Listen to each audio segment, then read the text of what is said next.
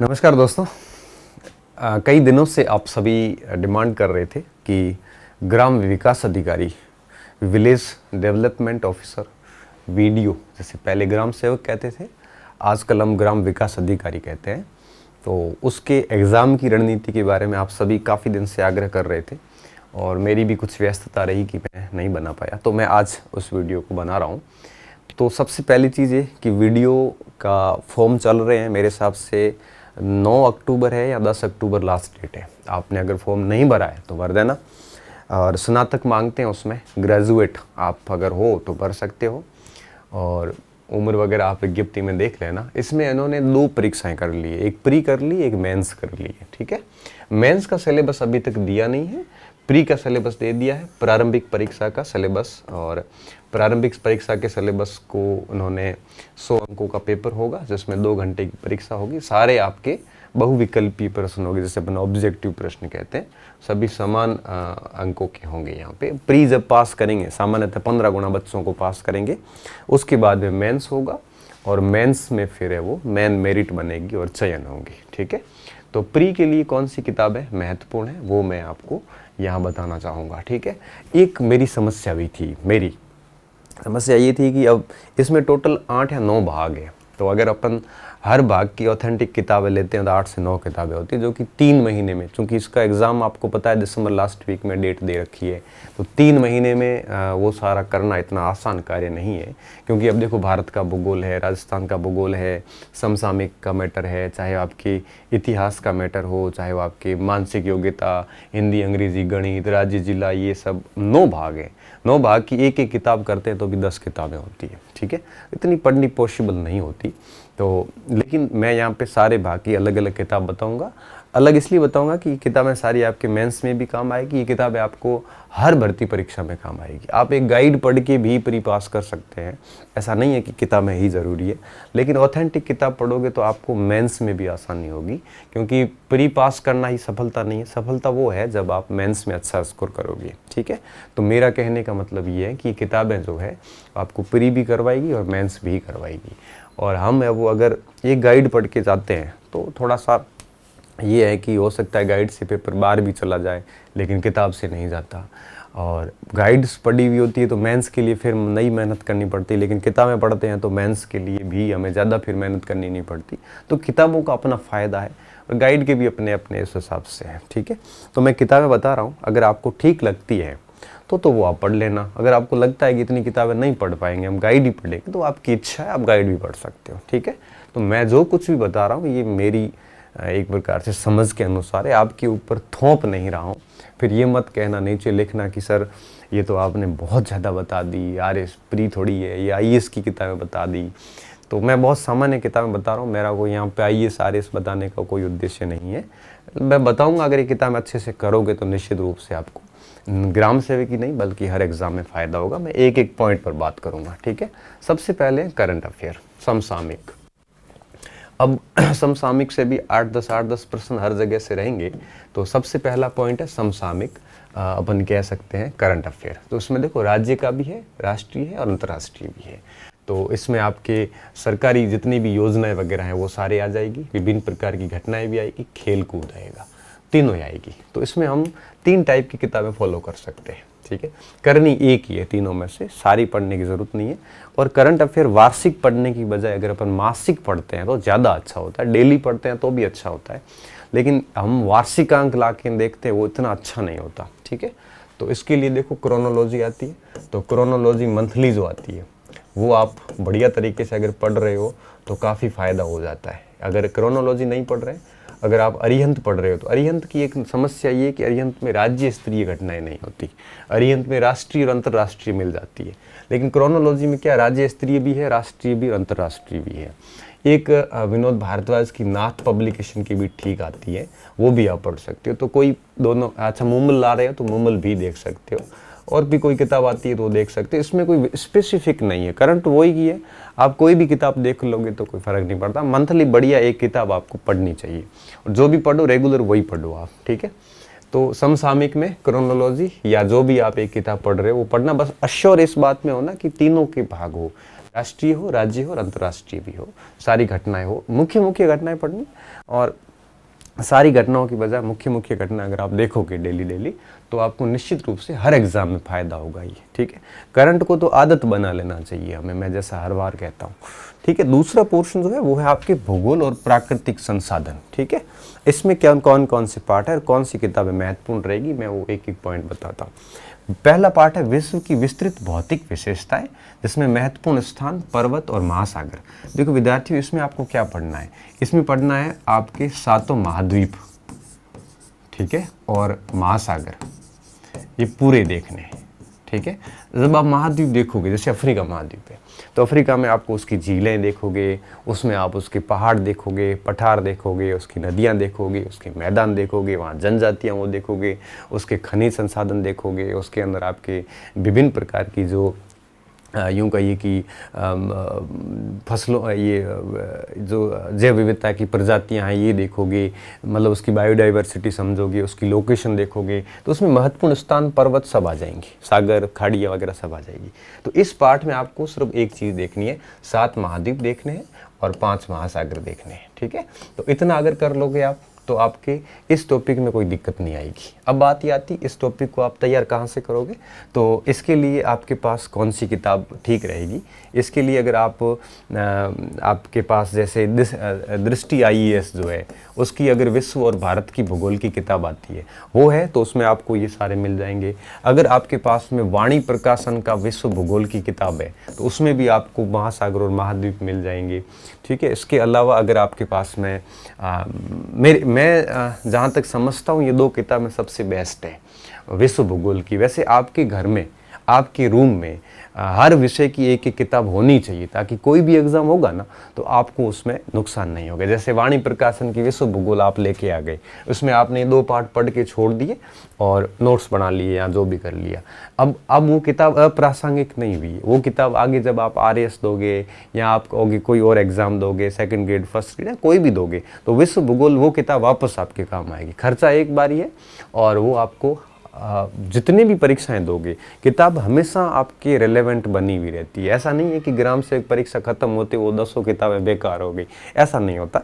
वो किताबें हमेशा आपके काम आएगी। इसलिए आपके रूम में भूगोल की, इतिहास की, पॉलिटिकल साइंस की एक 2 किताबें आपके पास, या हर भाग की एक किताब होनी चाहिए। तो ऐसी 10-12 किताबें होती है जो हर एग्जाम को आपको पास करवा देती है, ठीक है। दूसरा पार्ट है भारत की पारिस्थितिकी और वन्य जीवन। इसका क्या मतलब है, इसमें आपको सारी वो इकोलॉजी पूरी पढ़नी है। देखो वन्य, इसमें आपको राष्ट्रीय पार्क जितने भी है, नेशनल पार्क पढ़ने हैं, इसमें आपको बाघ परियोजनाएं हो गई, इसमें आपके वन्य जीव अभ्यारण्य जितने भी हो गए, इसके अलावा रामसर साइट है, हाथी अभ्यारण्य है ना, ये सारे के सारे जीव जंतु अभ्यारण्य, प्लस भारत की जितनी भी वनस्पति है, सदाबहार वन हो गए, आर्द्र वन हो गए, पर्णपाती वन हो गए, उष्णकटिबंधीय वन है, ये पूरा वन्य जीवन देखना है आपको, ठीक है। तो राष्ट्रीय परियोजना जितनी भी है, नेशनल पार्क, वन्य जीव अभ्यारण्य, जैसे अब सरिस्का है, रणथंभौर है, सवाई माधोपुर वाला, केवलादेव, मतलब ये सारे पढ़ने आपको, ठीक है। तो इसमें मेन आपको पूरे पढ़ने हैं। तो बाघ, वन्य जीव अभ्यारण्य, रामसर साइट, हाथी परियोजना, और भी आपको उस पाठ के अंदर सब कुछ मिल जाएगा। तो वन्य जीव परिस्थितिकी में ये पढ़ना है, ये पूरे भारत के ही पढ़ने हैं आपको। इसमें आप कौन सी किताब फॉलो कर सकते हो, तो भारत के भूगोल में वाणी प्रकाशन की किताब सबसे बढ़िया किताब आती है। वाणी भारत का भूगोल और वाणी विश्व का भूगोल, अलग अलग किताबें आती है, इसमें आपको ये पाठ बढ़िया मिल जाता है। अच्छा, आप अगर वाणी नहीं लाते हो और दृष्टि लाते हो, तो दृष्टि में भी, दृष्टि के अंदर विश्व और भारत की भूगोल की एक ही किताब है। आप दृष्टि भी ला सकते हैं क्योंकि वो भी अच्छी किताब है, जो भी आपको मिले। तो दृष्टि में भी ये पूरा पाठ आपको मिल जाता है। तो जो भी किताब लाओगे उनमें से आपको ये पाठ मिल जाएगा। तो भारत के भूगोल की भी विद्यार्थियों आपके पास एक किताब होनी ज़रूरी है। क्यों? क्योंकि आपको जो भी एग्ज़ाम दोगे काम आ जाएगी। और आप इसमें तो आप सिलेबस के अकॉर्डिंग पढ़ लो, आगे और एग्ज़ाम होगा तो वो किताब वापस आपके काम आ जाएगी, ठीक है। तीसरा पार्ट क्या है? तीसरा पार्ट है राजस्थान का प्राकृतिक भूगोल। देखो विद्यार्थियों, राजस्थान के अगर मैं प्राकृतिक भूगोल की बात करूं तो मैं बताता हूं इसमें क्या क्या आएगा। बाकी देखिए, राजस्थान की जलवायु पूरी आ गई, इसमें आपके अरब सागर का मानसून, बंगाल की खाड़ी का मानसून है ना। इसके अलावा राजस्थान के अंदर जितने भी जलवायु क्षेत्र है, आर्द्र जलवायु हो, चाहे आपकी उष्णकटिबंधीय हो, शीतोष्ण हो, ये सारे जलवायु क्षेत्र आ जाएंगे। वनस्पतियाँ राजस्थान की पूरी आ जाएगी, राजस्थान की मिट्टियाँ पूरी आ जाएगी। इसके अलावा राजस्थान का भौतिक भूभाग भाग जितने भी हैं, जब से अरावली, थार का मरुस्थल है ना, हाड़ौती का पठार, और नीचे आपके मैदानी भाग, ये सब आ जाएगा। राजस्थान की जनसंख्या 2011 की गणना वो आ जाएगी। राजस्थान के अंदर बेरोजगारी के आंकड़े आ जाएंगे, गरीबी के आंकड़े आ जाएंगे, सूखा, अकाल, ये मरुस्थलीकरण की समस्याएं, ये सारा आ जाएगा। मतलब राजस्थान का भूगोल मोटे मोटे तौर पे पूरा ही है, अपवाह तंत्र नहीं दिख रहा है, बाकी सारा ही है इसमें। इसके अलावा राजस्थान के खान, खनिज, वन, भूमि, जल, पशु संसाधन, वन्य जीव संरक्षण, ऐसा मान के चलिए कि राजस्थान का भूगोल पूरा ही है यहाँ पे। इसमें आपको कौन सी किताब देखनी है, ठीक है। तो ये प्राकृतिक भूगोल है, और इसमें पढ़ना क्या क्या है प्राकृतिक भूगोल में, ये सारे टॉपिक पढ़ने हैं आपको, ठीक है। और इसके लिए अगर आपके पास पैनोरमा का भूगोल है तो बेस्ट है, उसमें करंट अपडेटेड भी है, बहुत बढ़िया तरीके से लिखा हुआ है। अगर आपके पास लक्ष्य का भूगोल है तो भी बढ़िया है। अगर आपके पास में जनक सिंह मीणा की किताब, सॉरी हरिमोहन सक्सेना की किताब है, तो वो थोड़ी कम पड़ गई है अब आजकल, उसमें अपडेटेड आंकड़े भी नहीं है, कुछ त्रुटियां भी बहुत हैं। तो मैं ये मान के चल रहा हूँ आपके पास इन दोनों में से कोई भी एक किताब हो तो वो देख लेना। अगर आप कह रहे हो मेरे पास सर दोनों ही किताबें हैं, तो पैनोरमा ज़्यादा ठीक है, ठीक है। पैनोरमा के राजस्थान जीके के 2 अंक आते हैं, जिसमें आपके एक में इतिहास संस्कृति और आता है, एक में इकोनॉमिक्स और भूगोल वगैरह आते हैं। तो उसका राजस्थान का पैनोरमा का भूगोल आप बढ़िया तरीके से देख लो, ये पूरे टॉपिक आ जाएंगे, ठीक है। अच्छा, ये भी साथ में आ जाएगा राजस्थान के भूगोल में, राजस्थान की फसलें आ जाएगी सारी, राजस्थान की कृषि आ जाएगा, उद्योग आ जाएंगे, सिंचाई परियोजनाएं, ठीक है, मरुस्थल, बंजर भूमि विकास परियोजनाएं, वृहद उद्योग, जनजातियाँ, अर्थव्यवस्था, ये पूरा राजस्थान का आपके इसमें आ जाता है, ठीक है। तो ये पैनोरमा और से ये पूरा तीसरा और ये पॉइंट पूरा कवर होता है। एक विद्यार्थियों छोटी चीज़ और भी बता देता हूँ, राजस्थान की आर्थिक समीक्षा भी ले लो आप, ठीक है, 2020-21 की। ये राजस्थान सरकार की है, आपको दुकानों पे मिल जाती है 2020-21 की। और इसमें आपको क्या फ़ायदा होगा, इसमें देखो, इसमें आपको क्या क्या मिलेगा, इसमें आपको कई सारे नए आंकड़े, जैसे फसलों के आंकड़े हैं, कृषि के आंकड़े हैं, सिंचाई परियोजना के हैं, ये नए आंकड़े आपको इससे मिल जाएंगे, ठीक है। बाकी पैनोरमा से पूरा टॉपिक मिल जाएगा। तो दूसरी यूनिट मैंने आपको बता दी, तीसरी यूनिट का मैंने ये आपको बता दिया, इसमें कौन कौन सी है। तो इसके लिए पैनोरमा, ये जो तीसरा पार्ट है, चौथा पार्ट है, और आपके ये नीचे ये यूनिट, ये पूरा आपको पैनोरमा से पूरा मिल जाएगा, और लक्ष्य से भी मिल जाता है। भारत के भूगोल के लिए मैंने बता दिया, विश्व के भूगोल के लिए मैंने आपको बता दी, ठीक है। और पढ़ना क्या था ये भी मैंने बता दिया। आगे चलते हैं, अब आया इतिहास और संस्कृति। देखो, इतिहास संस्कृति में इन्होंने क्या क्या किया है कि निम्नलिखित विशिष्ट संदर्भ के साथ भारत और राजस्थान के मुख्य स्मारक और साहित्यिक कृतियाँ, साहित्यिक कृति, इतिहास और संस्कृति। तो वैसे तो उन्होंने बहुत कुछ दे दिया, फिर भी मैं मेरे हिसाब से बता देता हूँ कि अब भारत और राजस्थान दोनों के मुख्य स्मारक, मतलब लैंडमार्क, मेन लैंडमार्क, इसका मतलब ये होता है कि इतिहास की कोई भी घटना इन्होंने छोड़ी नहीं है, यहाँ पे सारी शामिल कर ली है। और साहित्यिक कृतियाँ, राजस्थान और भारत की जितने भी इतिहास में मेन किताबें लिखी गई है वो सारी, चाहे कौटिल्य का शास्त्र हो, चाहे वो आपकी बाण भट्ट की किताबें हो, सारी की सारी किताबें आ गई। उसके साथ साथ ये भी है। अब इसमें करना क्या है, देखो ये तो है आपके, देखो बोलियाँ, जनजातियाँ, संगीत, नृत्य, आस्था, हस्तशिल्प, मेले वगैरह, ये तो है संस्कृति राजस्थान की, ठीक है। और दूसरा है राजस्थान का इतिहास। तो विद्यार्थियों, मैं इतना सजेस्ट करूँगा कि अगर भारत का इतिहास आपने कभी नहीं पढ़ा है तो नहीं पढ़ोगे तो भी चल जाएगा, क्योंकि इतना लंबा चौड़ा इतिहास है, 2-4 सवाल आएंगे तो उसमें आप इतना कर नहीं पाओगे। अगर पहले पढ़ रखा तो अलग बात है, नहीं पढ़ा तो रहने दीजिए, लेकिन राजस्थान का इतिहास संस्कृति आपको बढ़िया तरीके से करना है।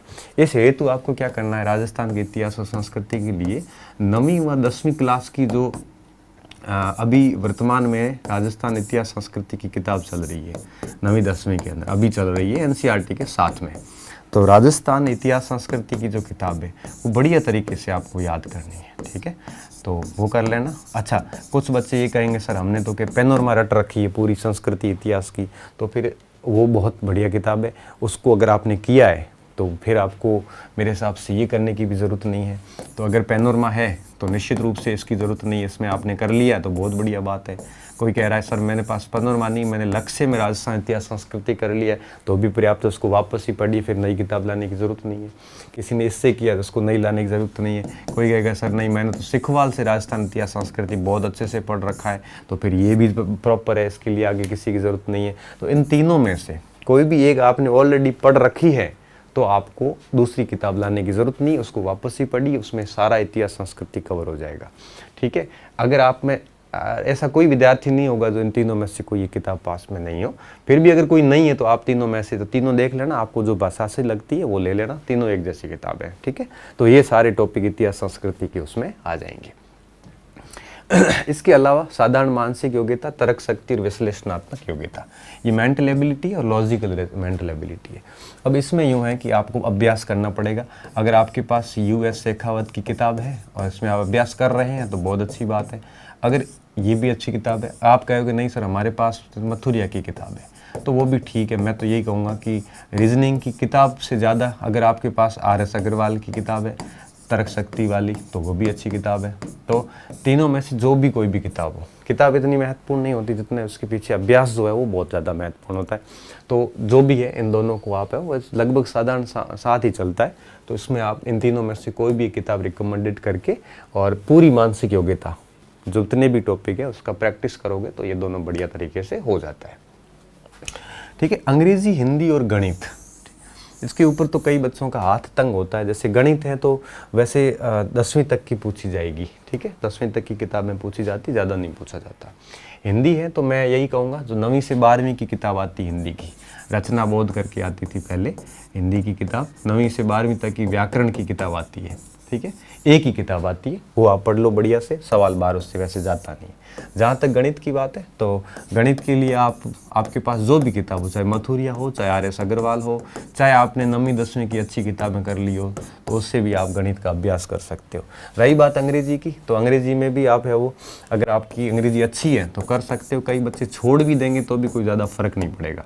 लुसेंट हाई स्कूल ग्रामर पढ़ सकते हो आप, ठीक है, लुसेंट की जो ग्रामर आती है वो कर सकते हो, रैन मार्टिन कर सकते हो, कोई भी किताब ले लो।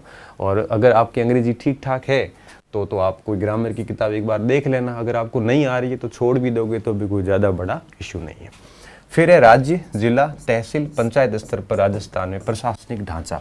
इसके लिए विद्यार्थियों राहुल चौधरी की किताब बहुत बेस्ट है, ठीक है। कई जनक सिंह मीणा की किताब भी ठीक है लेकिन उसमें काफ़ी तथ्य पुराने हो गए हैं। तो राहुल चौधरी से आप क्या करना, state government, district administration, tehsil and panchayat स्तर का एडमिनिस्ट्रेशन बहुत बढ़िया तरीके से राहुल चौधरी ने समझाया है, उसको आप बढ़िया तरीके से समझ लेना।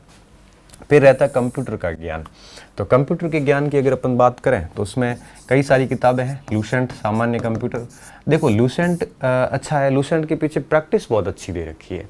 और भी कोई आपके पास बढ़िया किताब है तो वो देख सकते हो, ज़रूरी नहीं, बाध्यता नहीं है कि आप यही लूसेंट ही देखो, ठीक है। लेकिन मैं इतना कहूँगा कि कंप्यूटर का टॉपिक पढ़ने के बाद अगर उसका प्रॉपर अभ्यास नहीं किया तो आपको कंप्यूटर फ़ायदा नहीं देगा। तो आपको कम से कम कंप्यूटर का जो भी टॉपिक पढ़ो, विंडो पढ़ लिया तो विंडो के बाद में उसके पूरे प्रश्नों का बढ़िया तरीके से अभ्यास करोगे तो ही आप परीक्षा में उसको सही कर पाओगे। अदरवाइज एक प्रकार से पढ़ तो लोगे लेकिन उसका उत्तर नहीं निकलेगा हमारे से, ठीक है। तो ये किताब कंप्यूटर की देख लेना। तो देखो ये किताबें जितनी भी मैंने बताई, आप कहोगे सर ज़्यादा हो गई है, लेकिन है ज़्यादा है, लेकिन मेंस में भी फ़ायदा देगी और ग्राम सेवक के बाद भी कोई LDC की भर्ती आएगी या चाहे JN किया जाए, चाहे जूनियर अकाउंटेंट की आए, टीचिंग वैकेंसी जाए, ये किताब ऐसी है जो आपको हर एग्जाम में काम देगी। आपकी नौकरी लग जाएगी तो आपके छोटे भाई के काम दे देगी, आपके परिवार में किसी के भी काम आ जाएगी। तो ये किताबें जो होती है ये कभी भी व्यर्थ नहीं होती और हमारे काम की जो चीज़ है वो आप उसको से निकाल के अच्छे से पढ़ लो। गाइड, अब देखो एक गाइड भी आप पढ़ सकते हो, मैं ये नहीं कह रहा हूँ कि यही किताबें पढ़िए, ये किताबें आपको ज़्यादा फायदा देगी, ऐसा मेरा अनुभव है, ठीक है। 3 महीने हैं और 3 महीने में 9 यूनिट है टोटल आपके पास में। ज़्यादा जोर किस पे दो आप, देखो रीजनिंग को बहुत बढ़िया कर लो, यहाँ से सवाल गलत नहीं होना चाहिए, बच्चे गलत नहीं करते हैं।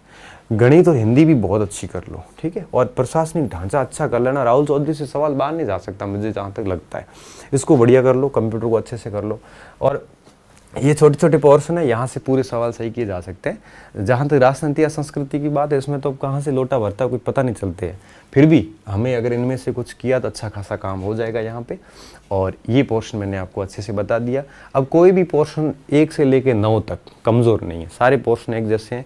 मुझे लगता है ऐसा है कि हर भाग से 10-10 सवाल बनते हैं, 100 सवाल आते हैं तो 10-12 सवाल बनते हैं और आराम से प्री हो जाएगा, लेकिन हमारा ध्यान मेंस पे होना चाहिए, ठीक है। तो इन सारी किताबों का सहारा लीजिए, बढ़िया से तैयारी कीजिए, तो निश्चित रूप से आप है वो सफल होंगे, ऐसी मैं उम्मीद करता हूँ। तो शुभकामनाएं आप सभी को, और इस स्ट्रेटजी को फॉलो करना, निश्चित रूप से आपको फ़ायदा होगा। बहुत बहुत धन्यवाद विद्यार्थियों, अच्छे रहिए, मस्त रहिए और पढ़ते रहिए।